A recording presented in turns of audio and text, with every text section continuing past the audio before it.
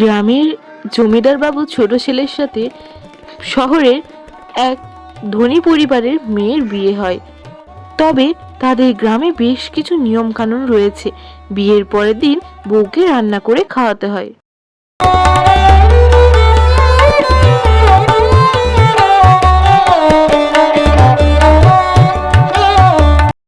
বৌমা, আজকে আমাদের বাড়ির নিয়ম আছে যে তোমাকে সকল আত্মীয় স্বজন সকলকে রান্না করে খাওয়াতে হবে। আজকে এই নিয়মটা পালন করতেই হয়। নতুন বৌমার হাতে সবাই রান্না খেতে পছন্দ করবে। রান্না খেতে পছন্দ করলেই তো আর বলে দিতে হবে না, রান্নাও তো জানা চাই। এই শহরের মেয়ে তো ফাস্ট ফুড ছাড়া, চাউমিন ছাড়া কি আর রান্না করতে জানে নাকি? এত সকলের কাছে বদনাম না হলেই হয়।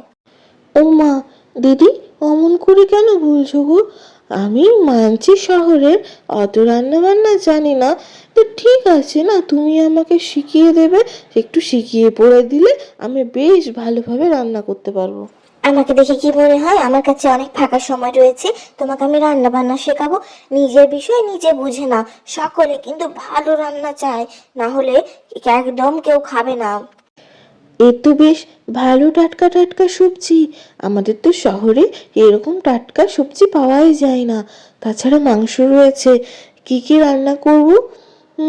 মাংসর ঝোল হবে, তার সাথে সবজি হবে কিছু একটা। হ্যাঁ, এখানে তো বেগুনও রয়েছে।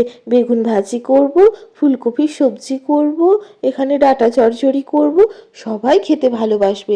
মা ভাগ্যিস আমাকে শিখিয়ে দিয়েছিল, না হলে এই সমস্ত রান্না তো করতেই পারতাম না আমি। কিভাবে করতাম, যাই ঝটপট রান্নাগুলো চাপিয়ে দিই।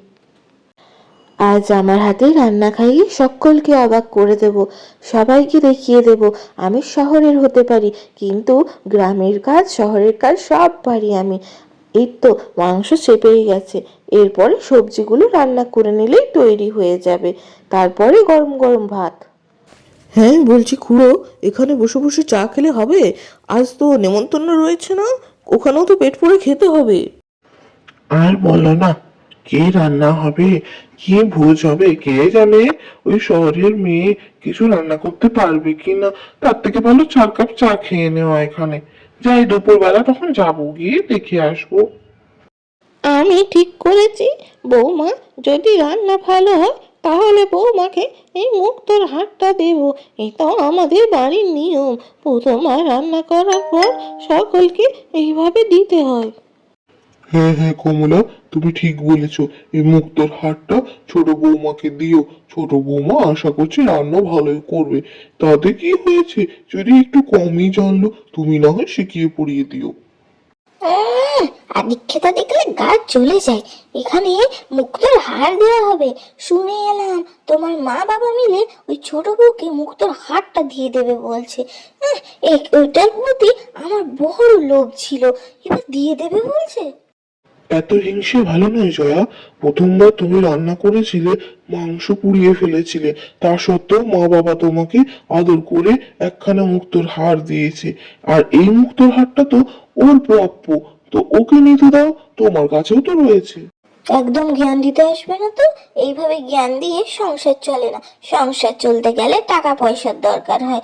ওই মুক্ত মালাখানা আমার চাই, আমি কিন্তু বলে দিলাম। আর যদি না পাই তুমি একখানা গড়িয়ে দিও আমাকে। যাক, সব রান্না হয়ে গেল।